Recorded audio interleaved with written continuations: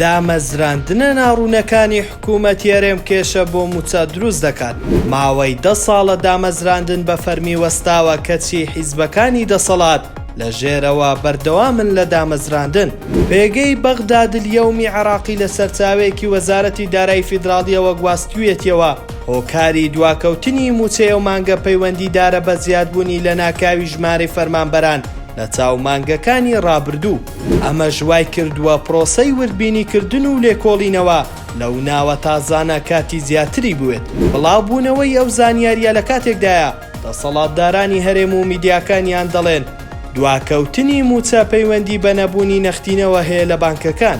لە بەرامبەردا سۆران عومەر پەرلەمانتاری لیژنەی دارایی دوای کۆبوونەوە لەگەڵ پارێزگاری بانکی ناوەندی ڕەتی کردەوە عێراق کێشەی پارەی نەختینەی هەبێت. هەر ئەمڕۆ موسەننا ئەمین پەرلەمانتاری عێراق ڕایگەیاند بەپێی بە دوواداچوونمان دواکەوتنی موچە پەیوەندی بە پابەند نەبوونی حکوومەت یارێم هەیە بە داواکاریەکانی بەغدا. جێی باسا سەرەتای ئەم هەفتەیە شاندێکی وەزارەتی دارایی عێراق هاتۆتە کوردستان بۆ کردنەوەی خولێک بۆ وەزارەتی دارایی هەرێم بۆ ئامادەکردنی لیستی موچە بەڕێک و پێکی. لە ماوەی 10 ساڵی ڕابردوو حکوومەت یارێم بە پاساوی قەیرانی دارایی دامەزراندنی ڕاگرتووە، بەڵام لە ژێرەوە بۆ سلکی ئەمنی و سەربازی و ئەوانەی خۆیان مەبەستیانە دامەزراندن نەوەستاوە.